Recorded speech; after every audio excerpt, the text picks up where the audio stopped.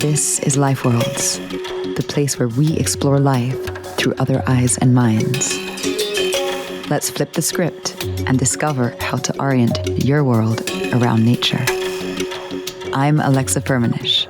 Come join me as we get down and forage for fungi, stalk coyotes, draft laws for rivers, hum with beehives, sing bird language, and help beavers to dam again. Let these stories spark your reconnection to nature's multiverse. Learn how to bring ecosystems back to life, become an agent for other intelligences, and begin to see how you too are the sum of all life worlds.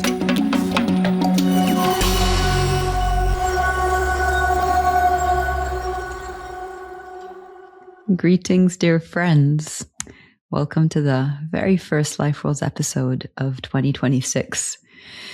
A year that is already, as I record this on the 1st of February, proving to be quite wild and fiery in all of the ways. And it feels quite apt to kick off the year by talking about education as we, I think, look out at the world and try to make sense of geopolitics and everything shifting around us. Education constantly returns as, I think, one of the key acupuncture points to work with society on a deep level and bring about different types of change. So we'll talk about education and education fit for our times.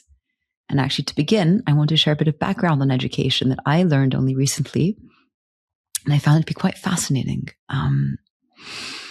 So, did you know that much of the modern Western education system traces its roots back to a 19th century model of schooling, which was designed in the aftermath of big military defeats in Europe and a lot of social upheaval?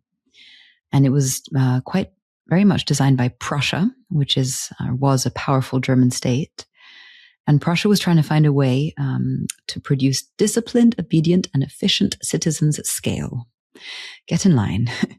And so it designed a system that fit the state needs, so the needs of the politicians at the time. And education really became a tool of national coherence and economic productivity, and in a way, social control. And what's quite interesting about that model is that it introduced things that might feel natural to us now, but at the time they were far from uniform or obvious. So things like state-mandated attendance to school, classrooms segregated by age, standardized curriculum, fixed timetables, grades, etc. Basically like the Excel of education. And it's not surprising maybe that this underlying logic also mirrored the factory floor and was preparing students for industrial labor bureaucracy, military service, all the sorts of controls of the state, if you will. James C. Scott writes really well about that, actually, in a book called Seeing Like a State.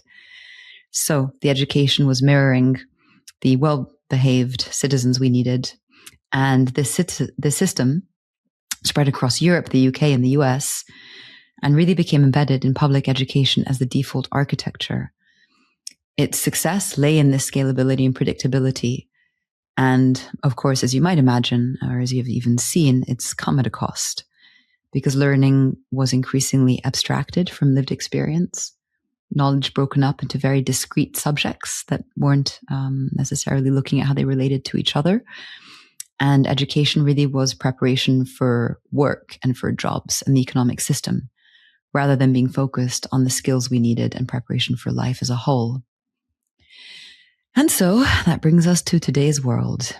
These educational systems designed for a world that assumed relative stability, things like stable climates, linear careers, predictable institutions, an economy predicated on endless growth. It's not a surprise that these systems are now sort of cracking, if you will. And of course, some of those assumptions were myths from the beginning, but reality did hold them well for a time. And I do think that it's now clear we're entering a very different world of great uncertainty, extremes, disruptions of human roles, thinking about who we are in an age of technology and AI, so on and so forth. And so in a response to this mismatch, They're begun to flourish over the last 100 years or so and longer. A very rich genealogy of educational experimentation. I can't quite say that it's made it into the mainstream, but there has been a multitude of institutes and organizations that have confronted and reshaped education to be more holistic, human, creative, ecologically grounded. Some of these that you might have heard of are Schumacher College in the UK, Hawkwood, the Ecoversities Alliance, the Eco-Village Network, and many more. I'm actually going to include a list to a few hundred of these in the show notes that span not just education, but or education in the broadest sense of the term. And I will link those in the show notes. I've been collecting them over some years. But all of them in different ways are asking how learning itself might respond to ecological limits, new levels of social and political complexity, and quite frankly, the deep human need for meaning and belonging. So with that sort of background overview, this brings us to the focus of today's episode, which is one of these schools called Black Mountains College in Wales. And Black Mountains College is a university and an educational initiative whose mission is focused on the climate and ecological emergency, building practical community skills and critical thinking for living within the planetary limits. Some of you might actually recognize their name from the original Black Mountain College in North Carolina, which was quite a radical and exceptional liberal arts college from the 30s that emphasized holistic learning and the arts and spawned so many incredible humans that then went on to change society profoundly. What makes this modern incarnation of BMC particularly compelling is that they are really filling a market gap and building a curriculum that is directly in response to a warming world. What makes this particular incarnation compelling is that they really are filling a market gap and building curriculum directly in response to a warming world. You might not be surprised that their courses are therefore highly immersive and interdisciplinary and very much grounded in place. So many of those courses are connected to the local communities in Wales. Nature very often serves and acts as a classroom, and their curriculum blends ecology and climate science with creative practice and systems thinking, aiming to really develop change makers and students ready to take on today's challenges and opportunities. What's quite telling is that without much publicity, the college has already received CVs from more than 100 academics from around the world who are keen to join its teaching staff. And, these are academics who maybe are disenchanted with the state of current education. It's no accident, perhaps, as well, that this institution is located in one of the most quietly daring places in the world when it comes to long-term governance and future generations thinking.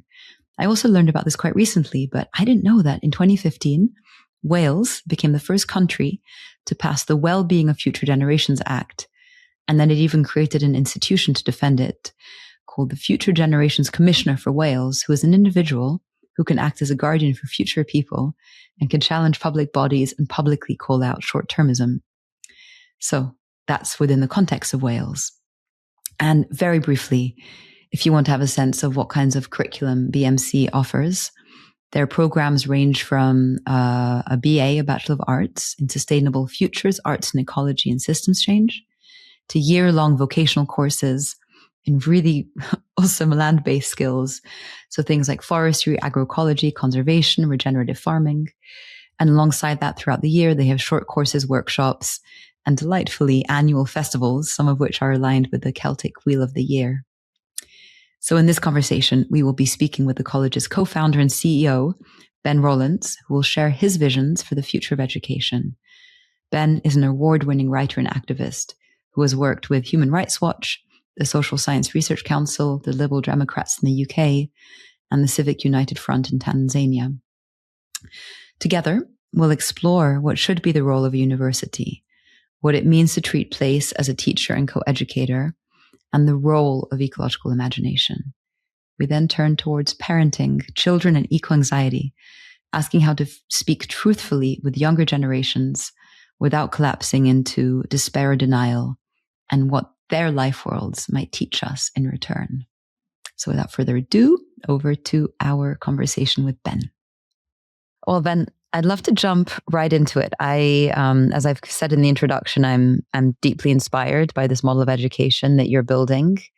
And I cannot imagine something more important in the times that we're living in. And so in some of the other interviews you've done in your writings, you've really pointed to the fact that most of the education systems around today were designed for a very different world, right? Linear worlds, linear careers, a stable climate, and also are sort of infused with assumptions about permanent economic growth and so on and so forth. Now it's clear that in some ways those frameworks are collapsing in different ways, and we don't necessarily live in that world anymore. So just sort of zooming out and looking at the space of higher education, universities, what do you think is actually the role of university at this time and in this planetary moment versus perhaps 50 years ago or even 20 years ago? That's the nub of the issue in terms of what we're trying to do here at Black Mountains College. And I think the context that we find ourselves in now poses questions about what we always thought education was for and how it's done. And in a sense, these questions have always been there and they've always been urgent, but they have not perhaps had the attention that they should have had. So there's a very long tradition of kind of alternative education, what's called alternative education, alternative pedagogy, embodied learning, learning by doing, child-centered development, this kind of thing, learner-led pedagogy, which was always the right way to do things. Now there's a sort of, the pendulum has swung and there's an increasing emphasis on these kinds of things. But I think what happened, if you look at the sort of sociological history of education since it became institutionalized 200 years ago, you saw this increasing alignment of education and educational institutions with the state and governments, and particularly when we had the era of free education starting at the beginning of the 1900s in some countries, and then after World War II, and you had the introduction of national curricula in the 70s, 80s. So that by now you have this very tight coupling where the Department for Education in the UK, for example, explicitly says that the role of the department is to support economic growth, which is absurd. Of course, that's not what education should be about. But all of the state resources are geared towards, trying to increase GDP so that the tax base is larger, so that notionally the government can then spend more money on looking after its citizens. Of course, that depends on all sorts of causal links, which including trickle-down economics, which we know doesn't work. So, I think the role of universities at this time is to be critical about where we are, the purpose of life, back to epistemics, back to, the sort of the five spirits of Greek knowledge, around, this sort of whole, this idea of educating the whole person. It should have always been that. And we should have always been thinking critically about our philosophy of education as well as the practice of it. But we've kind of lost our way. So I suppose in its extreme sense, I would say that what we're trying to do is recapture the proper spirit and the proper role of higher education in society. Although in practical terms, what that means is couching it in the language of alternative education and holistic education, which is certainly seen as at variance with the mainstream. Thank you for that historical grounding and framing. It's actually,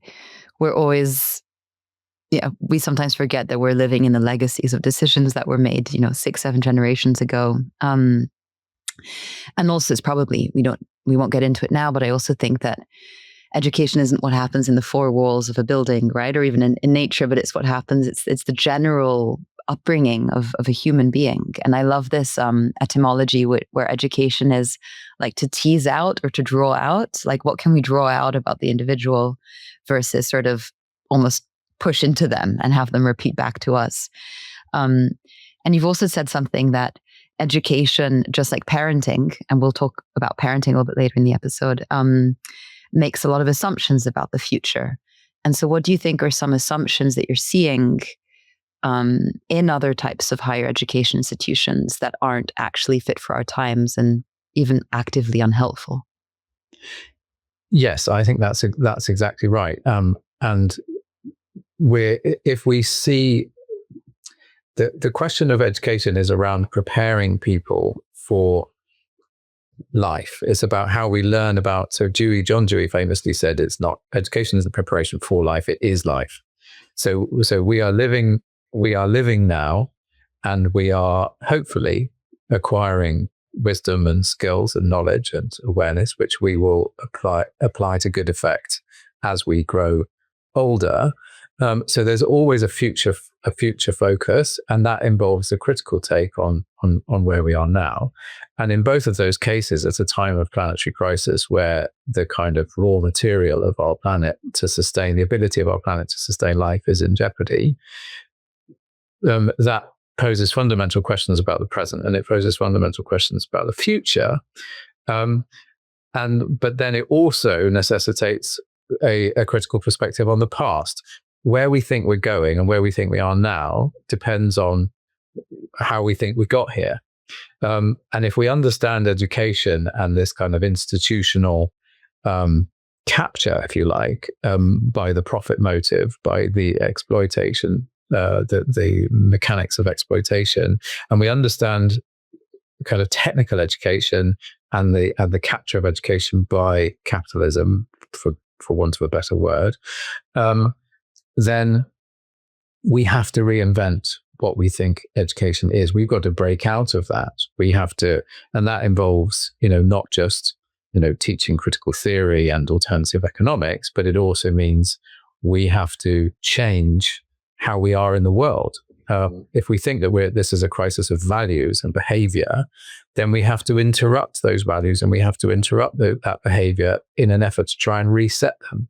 So that's why we place a big emphasis on being outside, on embodied learning. It's why our degree program is called Arts, Ecology and Systems Change. The arts comes first because the arts and creative practice is about how we are as humans, how we relate as humans, how we communicate. It's what makes us human, the ability to be creative and to use all of our senses and so on. And that is a key part then of how we address ecology, where we think we are in terms of our relationship to nature, where we are in this world and in this web of relationships.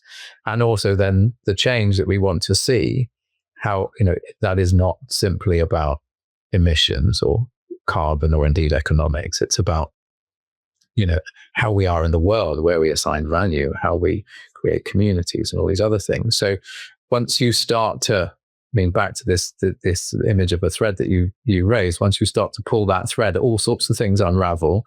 And then, what we're essentially inviting people to do is to step into quite a profound unraveling of worldviews which have been accumulated and reinforced over generations. So I want to start zooming in a bit to, I'll just use the acronym for the conversation, BMC. Is that okay? Black Mountains, I want to zoom in. Just one more question on the big picture before that. As you were speaking, I was thinking, a lot of these higher institutions, so if I think of the Harvards of the world or the Stanfords or MIT or Oxford, Cambridge, those, like, how you say, iconic institutions of the first wave of universities, I think to their credit, they are updating some of their models. Like they're putting in climate schools and sustainability schools. You have the John Dewar and Stanford, and Yale has another whole system. So, I think to their credit, those larger groups are trying to adapt and bring in some of this thinking, but obviously it's more of like a node inside of a being that has maybe still of an older mindset. And I guess I'd be curious, if we're to caricaturize, and I think that's a really valiant and important effort. And I think if we're to caricaturize, let's say, all of these older institutions and universities of learning, what would you say is still sort of their mindset and their ethos? So maybe one is like, okay, we need to produce humans that are fit for today's job market. Well, what does that job market even mean in an age of AI? Fair enough. But what would you say is the way that they conduct education that might not be as helpful or as relevant today?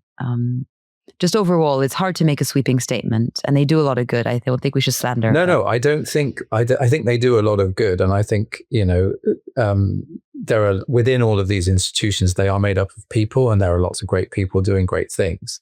And the most successful ones are the ones that have vigorous debates about their own purpose and their role in the world.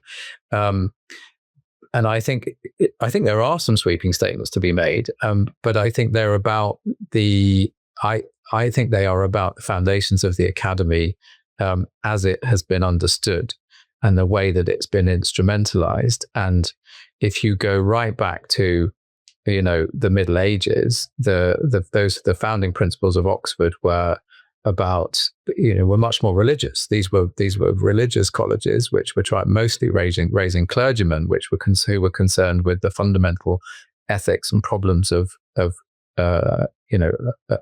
spirituality, which in a way is closer to what I feel is a proper definition of humanism.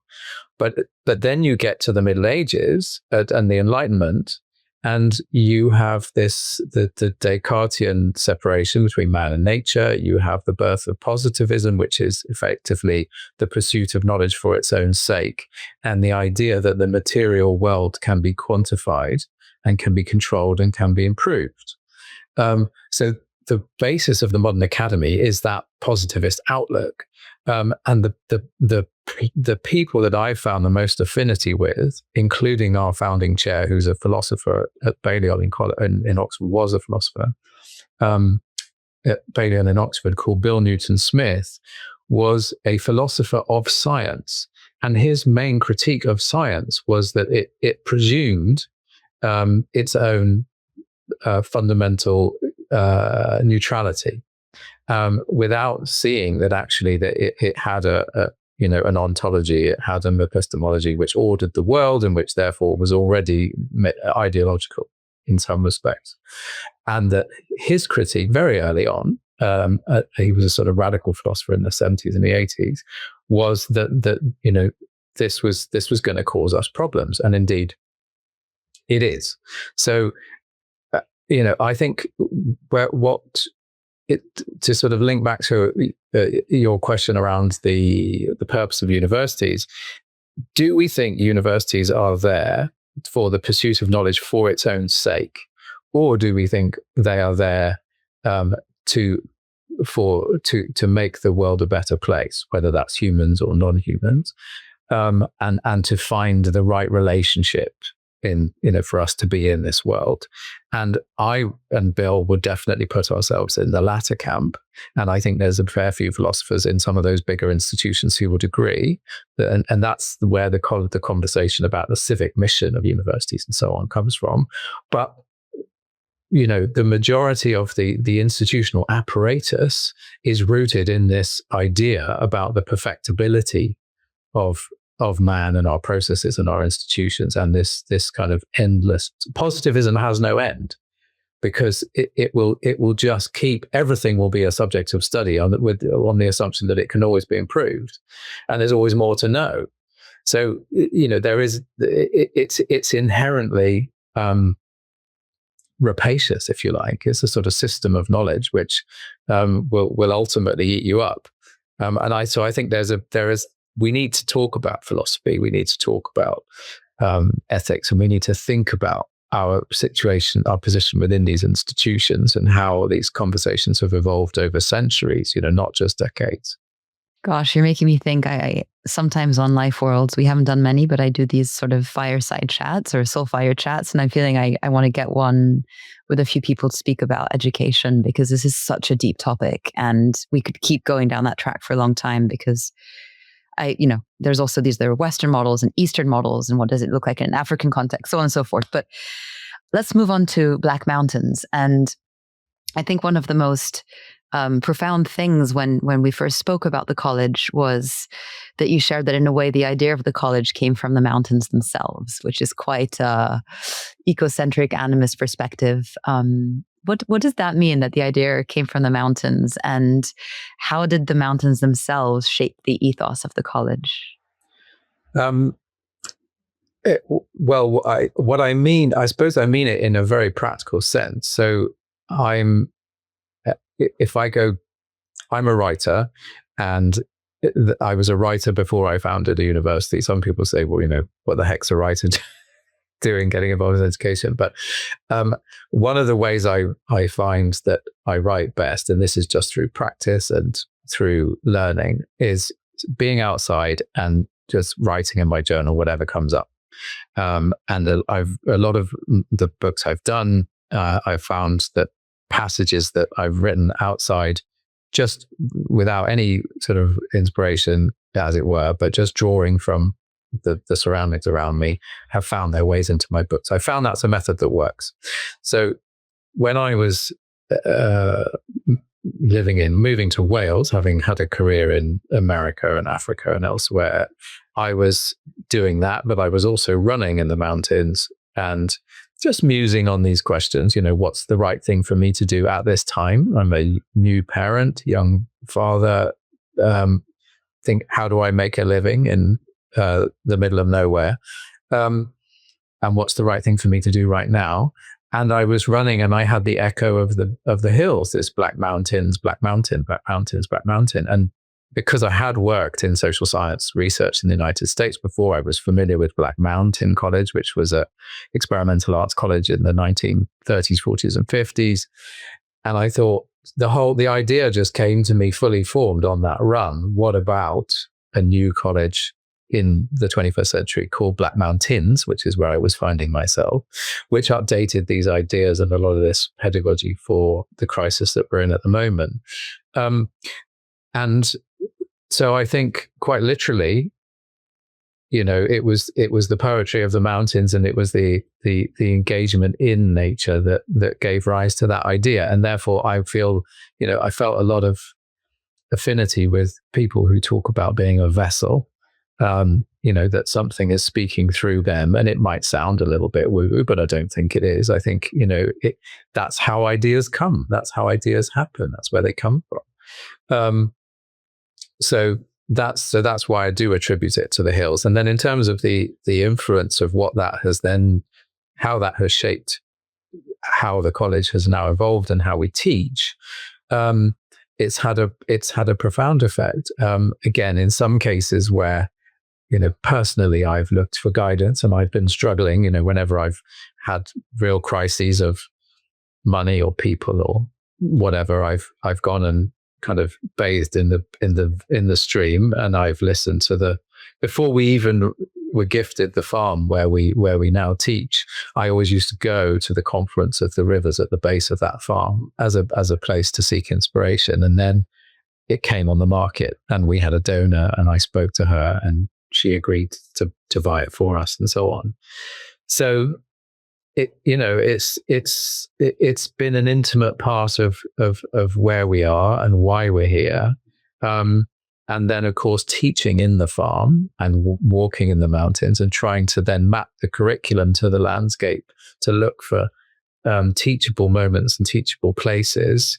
The hills have been, a co-creator, you could say, in what we're doing. Yeah, I think what you said about being a vessel and how it can sound woo, but actually when you look at so many figures throughout time and history, they always speak about being struck by inspiration. And today's language and woke language is called download, which I don't like. It makes us much too computer-like, but these ideas inhabit us and want to move through us somehow sometimes. I think anyone that's been struck by a creative or some impulse has felt that. And you've often spoken about, place as teacher, and place here being the mountains. And just from what you've seen from these first instances of the college, what can a place sort of teach us, or the land teach us, that no classroom ever could? And in a way, is it too much to say that the forests or the rivers around you are sort of co-educators rather than teaching materials? Because again, you're speaking about this Cartesian view, and one is like inert matter is a setting where we learn, and we're learning outside. That's great. But what I'm sensing from some of you, the way that you're expressing it, is the place is also co-creator and more of a co-educator than the setting for the college. And I'm curious how that affects the syllabus and what actually happens in the classes.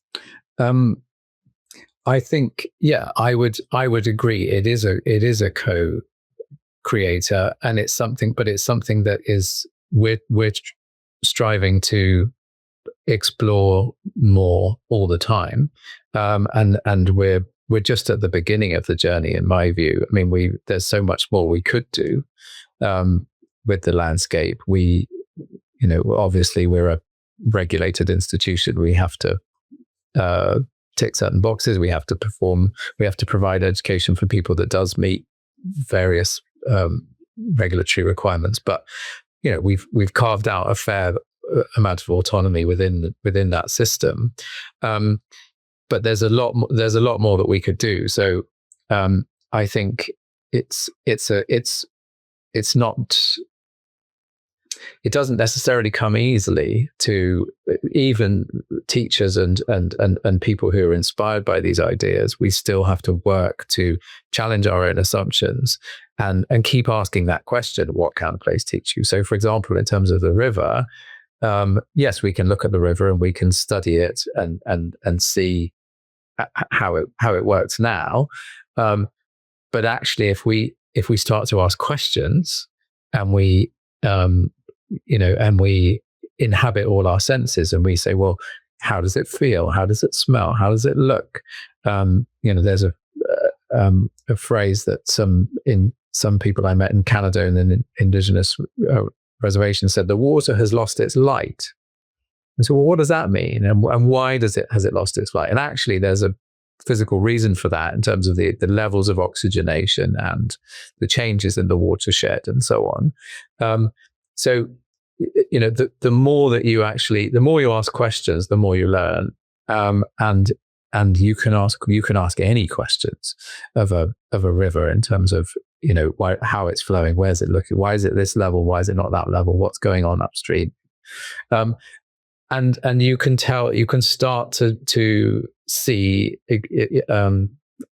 you start to learn about the place. And I do this with my kids. We look at the river. Oh, it's brown. Why is it brown? Where's that soil coming from? What's that doing up there? And how could it not be brown?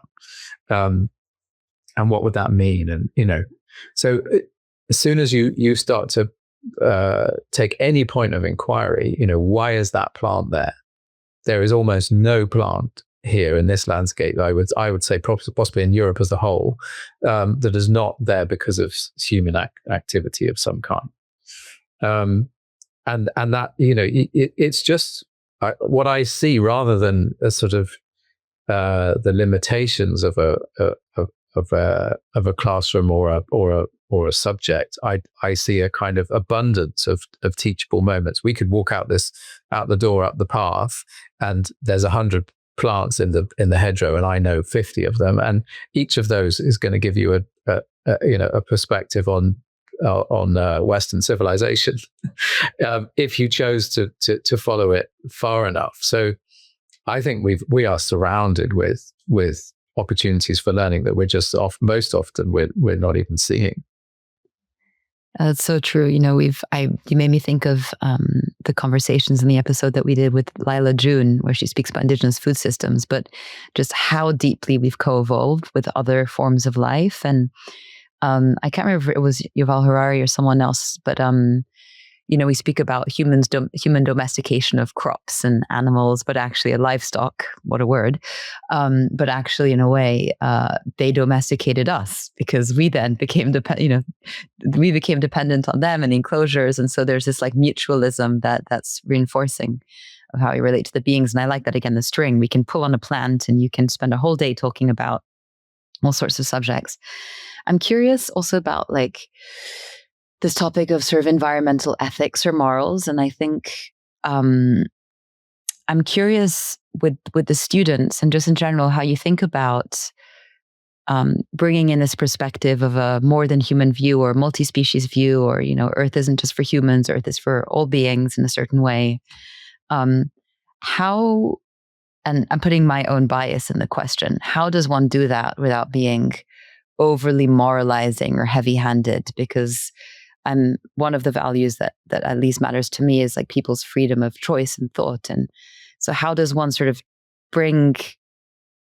make an ethics a lived experience that arises from inside of a person, versus there's something called environmental ethics and we have to look after? Because actually I don't think that long-term regeneration or restoration happens unless someone has that interior impulse. So how can you architect that in a way?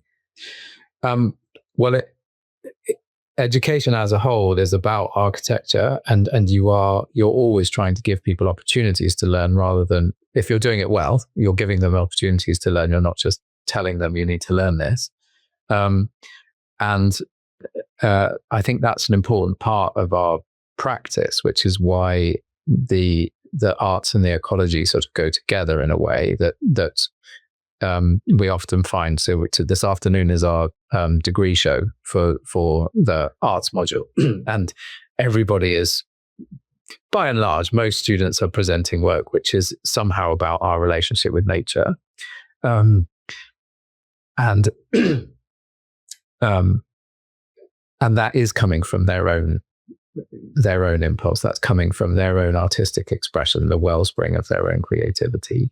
And I think, in a way, thinking about if you were to ask me kind of where does ethics sit within our degree program, it generally sits in the arts modules, because that's the place where people are looking and observing and thinking about themselves in relation to something else. So one of the reasons why Black Mountain always taught life drawing, and why we have various aspects of fine art in our creative practice modules, is because it's about that relationship. It's what do you see, and how, and what's your perspective, and who are you in relation to the outside world. And then very quickly you get to John Dewey experience as nature, that we are nature observing itself.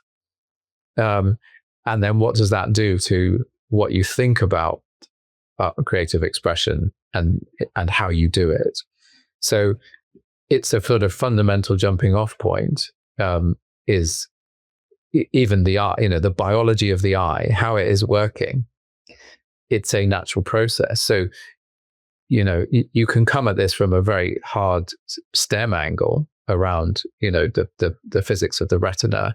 But quite quickly you get to biology, and then quite quickly you get to nature, and then automatically you get to environmental ethics. So, and people then come to their own accommodation with that. And you might have some students who feel, the humans are superior to other beings in some form, and they'll develop their own rationale and their own arguments for that. But they're few and far between, because once you start to do art in the context of nature, it's the architecture generally tends in that direction. So I think those are the opportunities and the frames we create, and that's generally how it goes. And then you find expression in terms of the ecological questions people are asking, and then the systems change elements of the degree program are often rooted in the understandings that the people have come to from their creative practice, and the like I do a walking and writing workshop, for example, and so it's an interesting one, because I think, if you were to ask the same question of a kind of traditional philosophy degree, I'm certain that my friend who's no longer with us, Bill Newton-Smith, would have said, that there is no neutral standpoint, And actually, that conversation on the artistic piece brings me to another curiosity I have. One of the things that you've written about is this idea of the ecological imagination. And you've spoken about Black Mountains College as an anchor for ecological imagination. What does that mean? The way I try and explain it to students is putting on your ecological goggles and seeing and thinking ecologically. So it starts with a sense of ourselves as humans as part of ecology. Ecology is not the study of nature. Ecology is human ecology, is the study of all of these relationships that sustain us and other beings. And we've had such a profound effect on ecology. You can't talk about nature anyway without talking about the human role. And once you sort of think ecologically and you start to see in that way, what I think, humans are moral beings. We want to see good things. We want to strive for harmony, for balance, for or indeed for wealth or other things. But as soon as you see ecologically, human ambition is then realized in a completely different terms. We once you understand that we need the trees, and we need the clean water, and we need the soil, and we can't be removing it, then all of a sudden you're often at variance with the modern world and our systems and our laws and all the things that are allowed that shouldn't be allowed. And my kids find it completely absurd. What do you mean we're pumping shit in our rivers? Who on earth allowed that to happen? And you have hopefully a more expansive idea of what's possible, which is then profoundly hopeful and a real source of agency. So what we hope to achieve by making the college an anchor institution is to really just promote that imagination, is to say, well, actually, if we were to imagine ourselves ecologically and think about all of these, the effect that humans have on our own habitat, there's a lot of bad things there, but there's also a lot of opportunity. There's, my gosh, we could do things so differently, and we could, build houses out of these things, and we could, arrange ourselves in so many other ways. But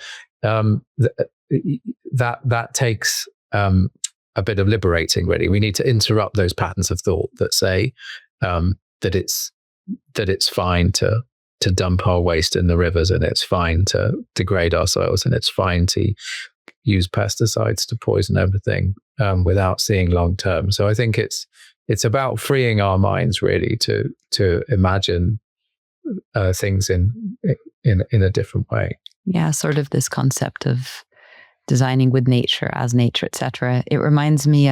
So before we had this conversation over the holidays, you sent me a copy of your new book that's coming out later. We'll speak about it in a sec, but it's called Thinking Like a Forest. And you had an example in your book that I pulled out for the interview because I thought it was, I was going to ask you if it related to this ecological imagination piece, but just for the listeners, and we'll touch on it just now, but the book is a series of letters that you wrote for your two daughters. It was so moving and beautiful. Like, as I told you, I actually had tears in some of the chapters. But, it was a perspective of letters to your daughters, and you pose very deep questions on parenting and psychology and eco-anxiety and how do we approach young humans around all of their questions of grief and what they're seeing happening in the world. And in one of the moments you were visiting a sort of a version of the future with your daughter. It was, I have to remember exactly, but it was some project that was, built green and designed exactly. And it was this sort of more eco-futurist, way of building. And you wrote in the book, for a good half hour afterwards, your daughter, you kept saying, "I can't believe it. The future, it's possible." What your daughter, had lacked up until that point was an example. You could not imagine the alternative to modern infrastructure until you had seen it. Talking can only get us so far. The key element in this episode was the imagination. It helped you to imagine a future you'd like to see. Speak to that moment a little bit. That felt like quite a key moment. Yeah, that's exactly right. I think because, growing up in a house with me can't be easy, always pointing out what's wrong with the world. And Daphne, my oldest, was always very curious, why do we have a petrol car, and why can't it be different? And why, and I'm most of the time, as a parent, I'm finding myself kind of rationalizing the contradictions of modern life. And then when we went to this tree house, which is all made of wood and it's up in the sky, and there's a gravity-fed shower and a compost toilet, and it's all insulated with wool, and it was very, it was really powerful. And I think it changed something in her, so that it kind of gave her more confidence in her critique of modern life, and it really gave her something powerful to hope for. So she's asked several times, "Oh, can we go back? Can we go somewhere like that?" So I think these examples are really, really necessary, and there are lots of them. It's like, I'm pleased to say. And for anybody who's feeling a little bit down in the dumps about where we are, or what hopeful possibilities are out there, I'd encourage you to go and have a look at some of these fantastic examples of what's already there. I think what you're pointing to is key, because on this topic of ecological imagination, one thing is, what can we dream, what can we imagine, and that's what you're speaking about before, right? Not just what are the more less sunny outcomes in the next decades, but then, okay, well, what does that actually command of us in terms of ingenuity and drive and creativity? And actually, just speaking about children for a moment, I think part of the invitation there is like, how do we see through the eyes of a child, and like with beginner's mind, because I think that's where a lot of imagination comes from, that like blue sky thinking.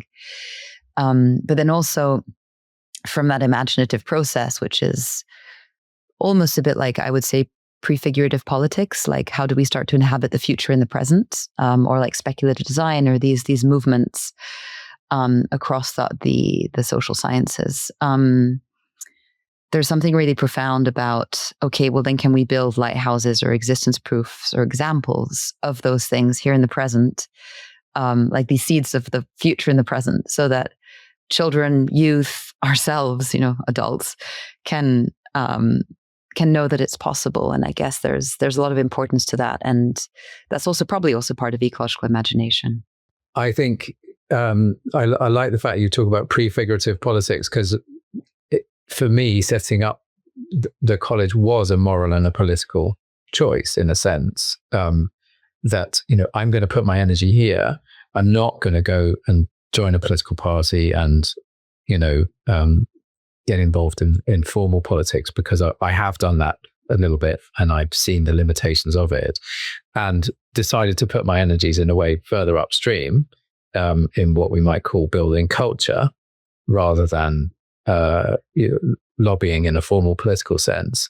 And because I think the key shift is exactly that, these lighthouse institutions, these examples to try and fire the imagination and say, the future's already here and it's already possible. And, we could have been doing a lot of these things all along.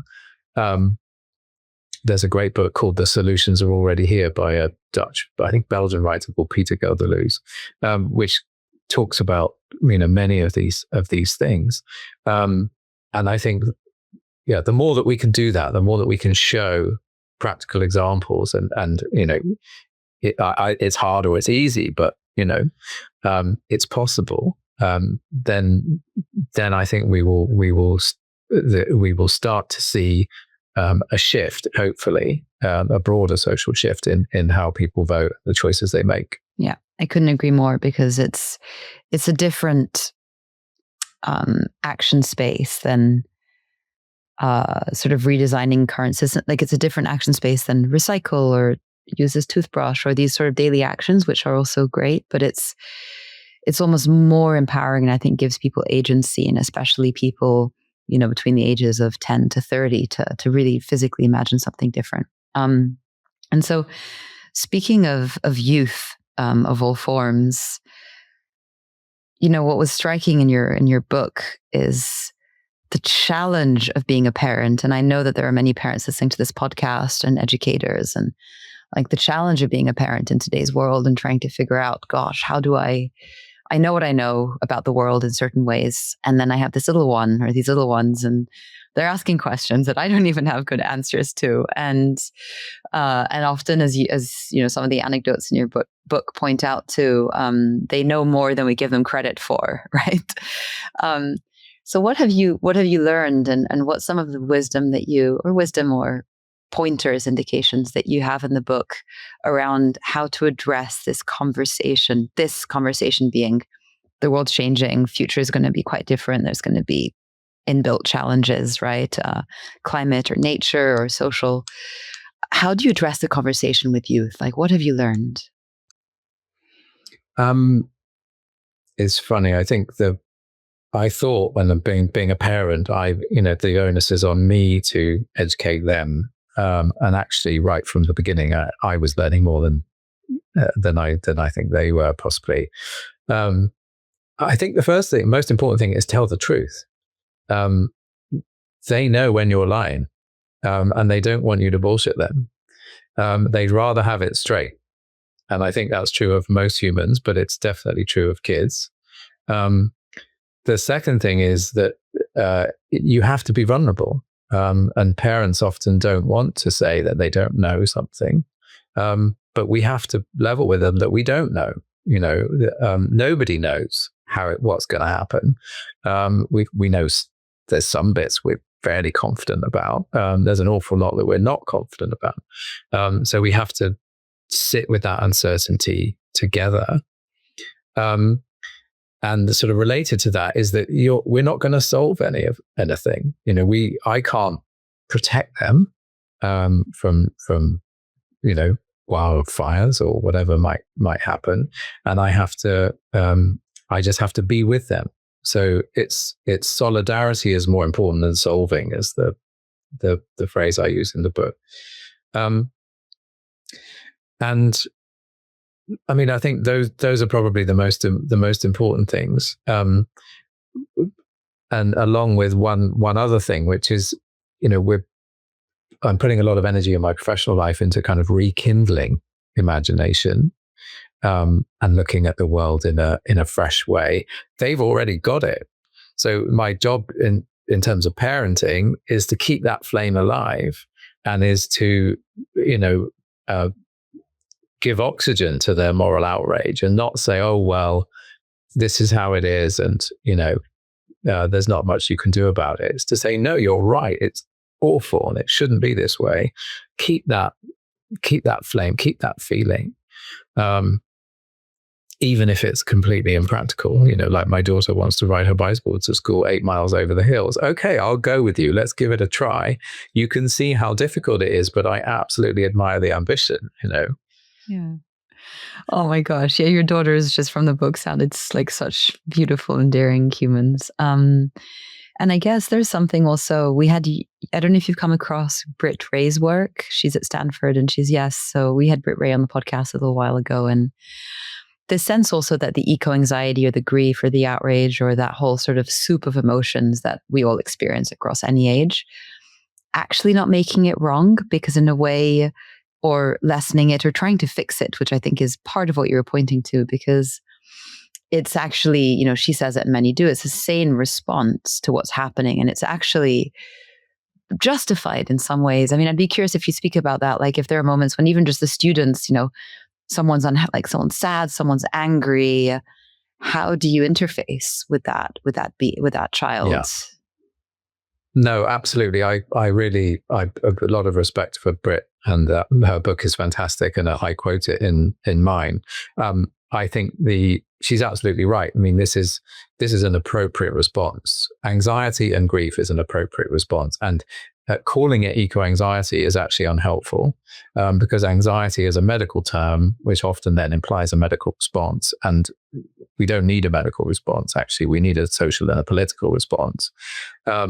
The other problem with that is that anxiety is, again, a sort of individualized pathology.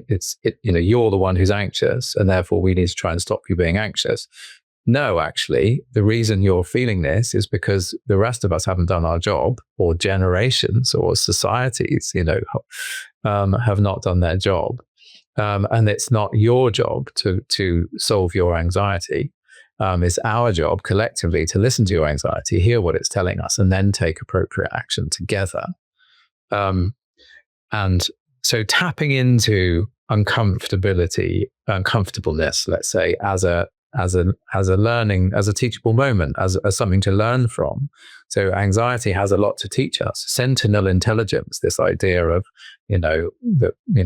what Shaman had, and what I think some people just do have, is an attunement with the world, and they're telling us that there's a problem. We need to listen to those people, and follow what they're saying, and students as well. So I think one of the key things that people, I think themes I've seen with students who've come in here, we're now in our 5th year at the college, is that the people who come here generally feel quite lonely.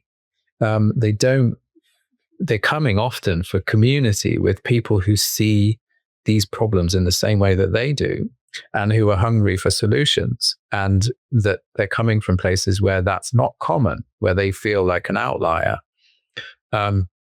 So, giving people a safe space to say, yes, your anxiety is appropriate. And we're feeling anxious too. And there's a sort of further level to that, which is trying to build an institution that can hold all of those things, because often these problems the way people are feeling about the world doesn't just present in a rational explanation of their worries. It often then surfaces in interpersonal conflict, or all kinds of other problems. So we are having to build a very resilient community around this institution that can hold a lot of these things, and constantly remind ourselves that we are in a planet and an ecosystem that is unraveling, that doesn't make sense, and we're all here because of that, and let's keep trying to remember that. So it's a multifaceted issue, and the sort of psychology and mental health challenges of the planetary emergency that we're in are really tricky, and nobody's got the answers, but we need an awful lot of compassion, and a lot less medicalization. One of the words you used really struck me, which is the word of lonely, and across the youth.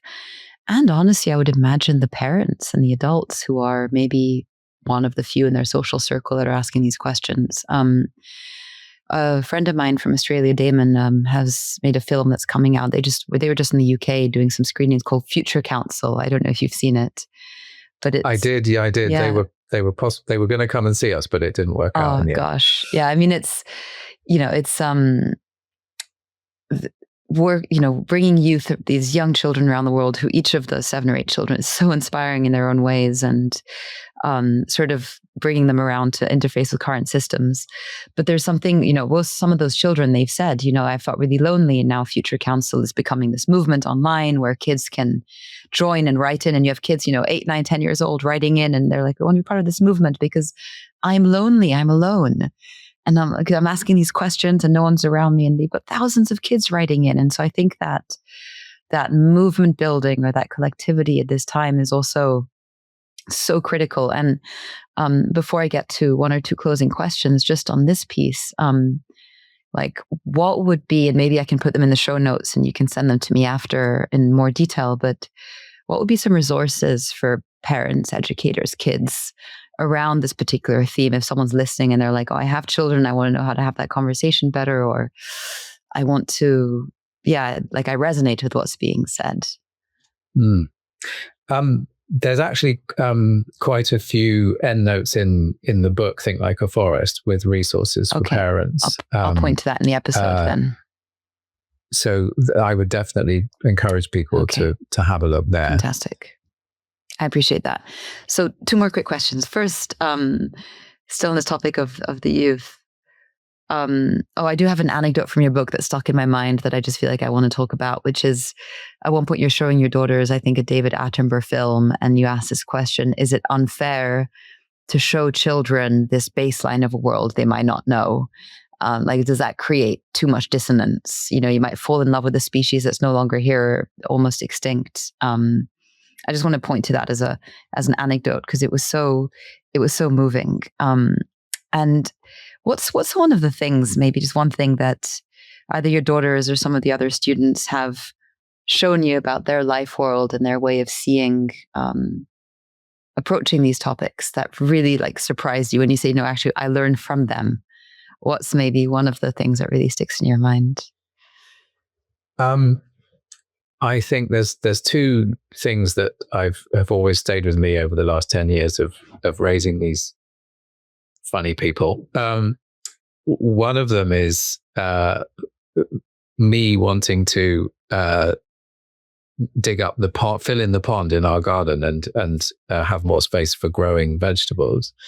Thinking, I need to be more self-sufficient. This is an appropriate response. And my daughter just said, no way, what are you thinking about? There's all these creatures that are living in that pond. You can't do that. I was like, well, yeah, you're completely right. And I hadn't, yes, at an abstract level, but I hadn't sort of really looked at my own doorstep, which was really, that was profound. That was an important moment. And the other one was when the forest near our house was cut down, and they were asking about the animals. What about the ladybird? What about the fox? What about the heron? This kind of stuff. And I realized later, much later, that they weren't asking about the animals. They were asking about them. They were asking about themselves. Am I safe? If these machines can come and destroy this forest that they'd known their whole lives up until that point, am I safe? This is my habitat. This is my world. So their life world, their worldview, was violence was being done to it. And I was, again, rationalizing, saying, oh, well, it's not our wood. It belongs to the farmer and he can do what he likes. And, that timber has a value and so on. But to them, that was their habitat and this was wrong.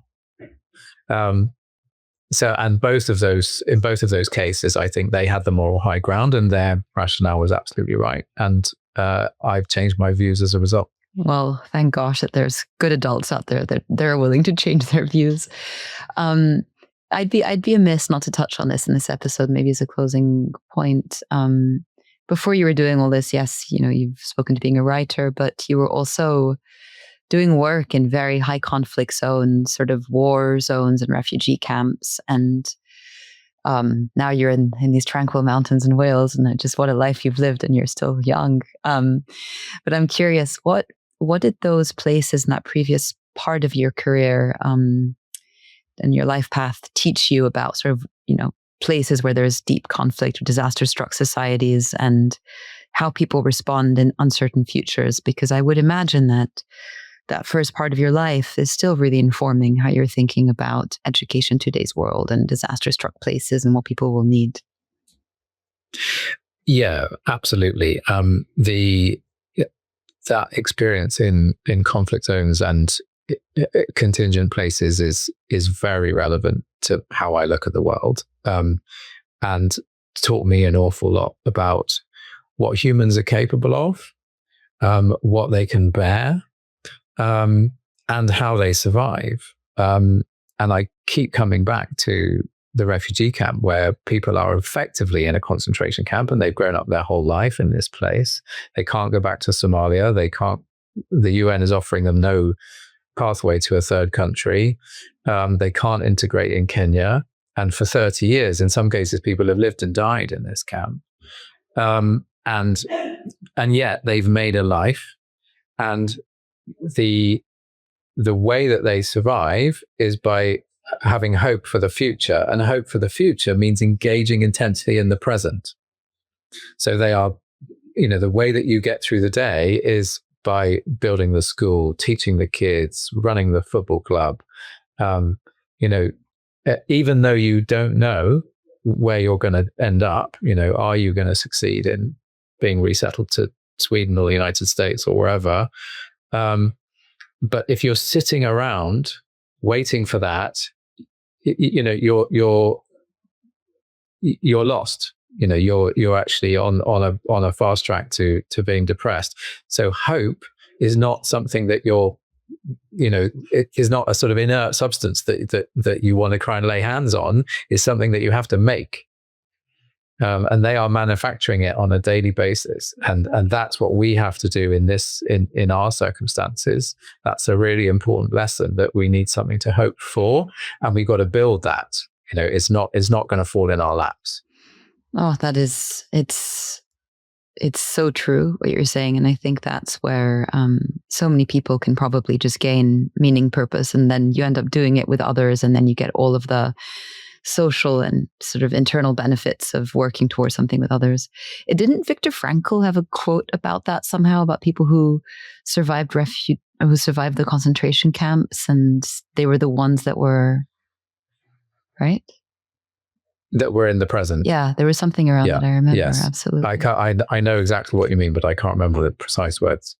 Well, Ben, I want to thank you so much for all of the exceptional work you're doing in the world on behalf of so many students and young humans who are growing up. And as usual, I'm going to populate the show notes with all sorts of delightful things. And I know that you guys have open days at the school and festivals and many ways that people can come and engage of all ages. And so I highly encourage people to go to the website and check out the events page. And you've got so much already lined up for next year. And, you just moved into a new building where you're speaking from. And so you're on a very important trajectory of growing and holding more of these values and visions in the world. So thank you for everything that you do.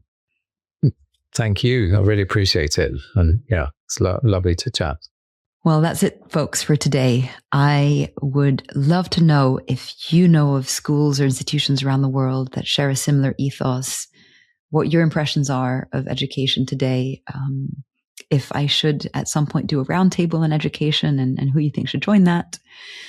And I guess just in general, anything that stimulated your thinking. It is worth mentioning that Black Mountains College has open days and visit days for people that want to sort of get a sense for what they're up to. I'm hoping to make it up there this year. And everything, as usual, is linked in the show notes, books, resources, links to whole lists of places and more. So thank you very much. And believe it or not, our next episode in a few weeks' time is going to touch on the cosmos.